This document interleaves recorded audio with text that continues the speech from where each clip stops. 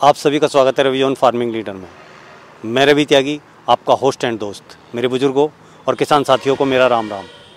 तो किसान साथियों, आज हम विकास त्यागी जी और डॉक्टर पंजाब सिंह, जो कि मेरठ कॉलेज मेरठ में बॉटनी के लेक्चरार हैं, आपको सीजनल बटन मशरूम पैदा करने के स्ट्रक्चर के बारे में बताएंगे कि हम अपने खुले खेत में स्ट्रक्चर कैसे बनाएं और उसे कैसे मेंटेन करें। तो चलिए देखते हैं उनका स्ट्रक्चर। भुला दे डर, कुछ अलग कर। किसान साथियों, हमारे चैनल को सब्सक्राइब करें और घंटी के बटन को जरूर दबाएं। किसान को खास करके जो छोटा किसान है, जो पहली बार मशरूम की ग्रोइंग करना चाहता है, वो सीजनल उसे करना चाहिए। बड़े स्ट्रक्चर के बजाय कम लागत में कम पैसा लगा के उसे आमदनी भी होगी और साथ साथ उसे अनुभव भी होगा। नुकसान के चांस भी कम रहेंगे। वो लॉस को सहन करने की उसकी जो कैपेसिटी है उसके अनुसार वो काम कर सकता है। तो उसके लिए हम ये शेड बना रहे हैं। तैयारी शुरू है, अभी पहली शुरू की है आज से। इससे पहले हमने पूरा प्लेन किया जगह को है। इसके बाद हमने इसकी नपाई की। ये लगभग 30 फीट तो ये चौड़ा है और 60 फीट हम इसे बनाएंगे लंबा। पूरब और पश्चिम की तरफ इसका रहेगा, पूरब और पश्चिम, जिससे क्रॉस वेंटिलेशन हमें सही मिलता रहे। इस पर हम छप्पर घेरेंगे, अपना छप्पर वाला वो बनेगा। तो लगभग इस पर जो है हम इसकी जो कंपोस्ट आएगी वो लगभग 15 टन के आसपास उसमें कंपोस्ट आएगी। कंपोस्ट 15 टन कंपोस्ट हमें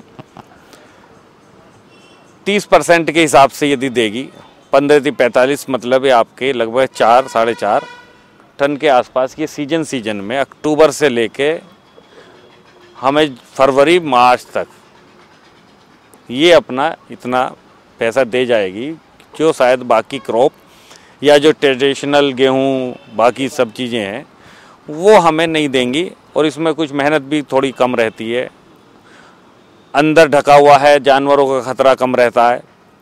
तो इसलिए हम कहते हैं कि पहले किसान को अपना सीजनल अक्टूबर से और फरवरी तक सीजनल कम मशरूम की ग्रोइंग इस तरीके से कम लागत लगाकर करनी चाहिए। इसमें जो है खर्चा कितना आ जाएगा? ये जो आपने बताया ना 30 चौड़ाई, हाँ, ये लगभग 30, यदि हम इसका शेड तैयार करेंगे 30 बाई 60 का, जिसमें हमारी 15 टन कंपोस्ट आ जाएगी, उसमें जो खर्चा आएगा वो लगभग 25 या 30 हज़ार रुपये मात्र आएगा। हाँ, इसके स्ट्रक्चर पर। दूसरी बात ये भी है, जो स्ट्रक्चर आप बना देंगे वो वर्षों तक काम करेगा। जैसे उसमें मेन ये बांस है, तो ये बांस आपके चलते रहेंगे। और जो इसका बेडिंग है उसको केवल आपको रिन्यू करना है। तो ये खर्चा भी जो ऐसा नहीं कि ये एक बार हो गया तो ये अगले साल भी यही काम कर सकता है। मतलब डॉक्टर साहब का कहना ये है, जो हमने मेरा क्वेश्चन ये है सर कि जैसे हमें जिस पे बैग रखना है उसकी सर चौड़ाई कितनी होगी? नहीं, इसमें हम बैग नहीं रखेंगे। मैंने पहले भी बताया था, पहली जब आप आए थे, तो हम क्या करते हैं, बैग जो हम रखते हैं वो इंडोर में रखते हैं। जैसे किसी मकान में हम काम करेंगे या अपना जो हमारा ये प्लांट है इसमें हम काम करेंगे, तो हम बैग का इस्तेमाल करते हैं। इसमें हम बेड बनाएंगे। अगर हम खेत में बताए नहीं, जैसे मतलब खुले में है ना, खेत में करेंगे, इसमें हम बेड बनाएंगे। बेड बना के सीधा बेड बनाएंगे। बेड पे अपनी कंपोस्ट बिछाएंगे। लगभग 1 फीट 6 इंची 7-8 इंची तक हम अपना कंपोस्ट की लेयर उस पर बिछाएंगे। उसके बाद वही प्रोसीजर रहेगा। केसिंग 1 से 1.5 से 2 इंची केसिंग करनी है। बाकी मतलब सब वही रहेगा, टेम्परेचर भी वही रहेगा, सब चीज़ें वही रहेंगी एसी वाले फार्म की। बस ये है कि इसमें लागत कम आएगी और आसानी से ही हो जाएगा। किसान इसे अपने खेत पर या अपने खेत के अलावा कहीं घेर है, इसमें 4 बनाते हैं हम, 4 स्टेप बनते हैं इसमें। पहले जमीन पे ग्राउंड पे ही करते हैं, उसके ऊपर 3 और बनाते हैं, जिससे कि लगभग 5 फीट के आसपास वो आ जाता है। तो हमें वर्किंग करने में उसकी आसानी हो जाती है। जमीन से पहला जो वो तो ज़मीन पर ही बनाएंगे, वो ज़मीन पर बनाएंगे। दूसरे वाला हम जो है 2 फुट बना लेते हैं, 18 इंची बना लेते हैं, जिससे हाथ अपना और पानी वानी की वाटरिंग का काम आसानी से हो जाए। चौड़ाई जो है अपने अनुसार वैसे तो मेरा मानना है कि स्टैंडर्ड में हम 4 फीट के आसपास रखते हैं, लेकिन अपने हिसाब से रखनी चाहिए। किसी का हाथ लंबा होता है, कोई लंबा है तो लंबा हाथ है, अपना जो वो खुद वर्किंग कर ले, तो वो चेक कर ले कि मैं दोनों तरफ से कितना काम कर सकता हूँ।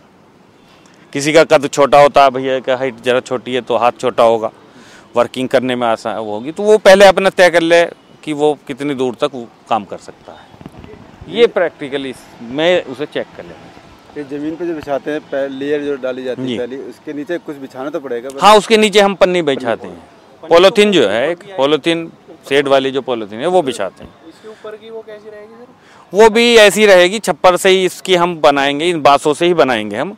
उसके ऊपर पन्नी बिछाएंगे, पन्नी के ऊपर हम पुराल बिछाएंगे, जो अब सीजन आने वाला है पुराल का, है, अब कटान शुरू हो गया है। बांस वाली चटाई टाइप, बांस वाली जो, मेरा कहने का मतलब ये है कि जो चीज़ हमें जहाँ आसानी से अवेलेबल हो जाए, उस चीज को हम इस्तेमाल। जैसे आप सपोज मवाना के कम पैसे में हस्तिनापुर में आगे पटेरा मिलता है, पटेरा मिलता है, पटेरा बिछा सकते हैं। मतलब लेकिन यहाँ कहीं पटेरा महंगा है तो क्या जरूरत है उसकी? तो जो चीज़ हमें बहुत से लोग जैसे राजस्थान की साइड में बाजरा होता है किसी के यहाँ, तो बाजरा झाड़ देते हैं, वो बाजरा भी। शुरू में आपको स्ट्रक्चर उतना तो स्टर्डी बनाना चाहिए, इतना मजबूत बनाना चाहिए जो सीजनल, हालांकि इस सीजन में कोई बहुत आंधी तूफान नहीं आता है, लेकिन फिर भी ऐसा ना हो कि वो उड़ जाए, तो उसको आपको चाहे क्रॉस करके या जो भी उसको बांधना है वो आपको थोड़ा सा रखिए।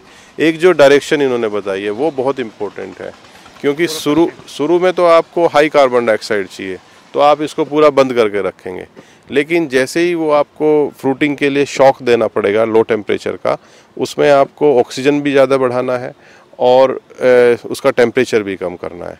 तो उसके लिए आपको उसके जो गेट हैं वो भी खोलने पड़ेंगे रात के टाइम में, ताकि वो जो शुरू में जो आपका जो सेकंड फ्लश आएगा वो सबसे ज़्यादा बम्पर होगा इसमें, और उसके लिए उस टाइम आपको सब कुछ बहुत ज़्यादा देना पड़ेगा, ऑक्सीजन भी उसको देना पड़ेगा, पानी का भी ध्यान रखना पड़ेगा, टेम्परेचर भी राइट रहना चाहिए।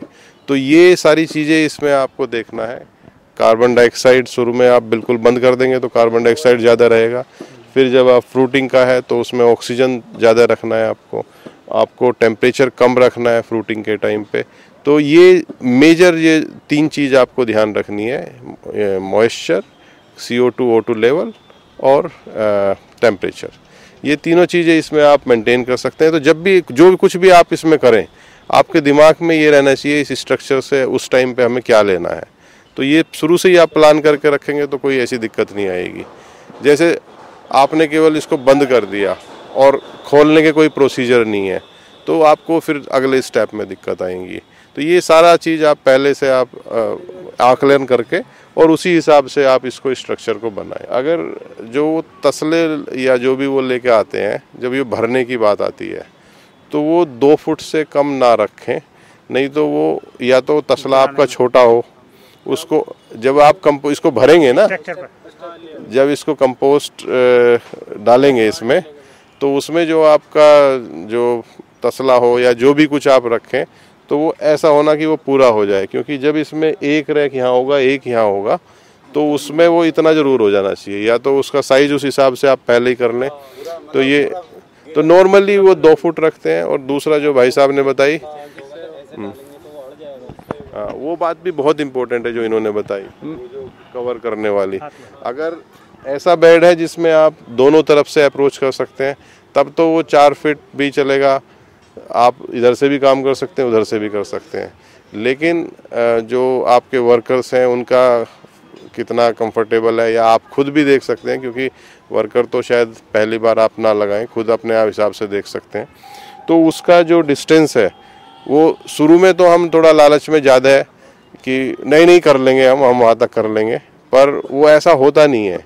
जिस दिन वो आपको 200 किलो मशरूम तोड़ के पैक करना पड़ेगा तो वो बहुत दिक्कत हो जाएगी उसमें। तो सीजनल में क्योंकि वॉशिंग करके काफ़ी लोग बेचते हैं तो इसलिए वो गंदा वंदा होने से ज़्यादा फ़र्क नहीं पड़ता है। लेकिन अगर आपको इसको भी पनेट में बेचना है तो उसको प्लकिंग करते हुए आपको थोड़ा ध्यान रखना पड़ेगा कि वो केसिंग मिट्टी ज़्यादा उनको ना लगे। तो उसका किसान साथियों, अगर ये त्यागी जी और डॉक्टर साहब की बताई हुई बातें और ये स्ट्रक्चर का तरीका और ये सिस्टम आपको पसंद आया हो और ये मेरी कोशिश और मेरी वीडियो पसंद आई हो तो वीडियो को लाइक करें, शेयर करें, चैनल को सब्सक्राइब करें और घंटी के बटन को ज़रूर दबाएं। ये वीडियो देखने के लिए आप सभी का बहुत बहुत धन्यवाद। मैं रवि त्यागी, रवि जॉन फार्मिंग लीडर से।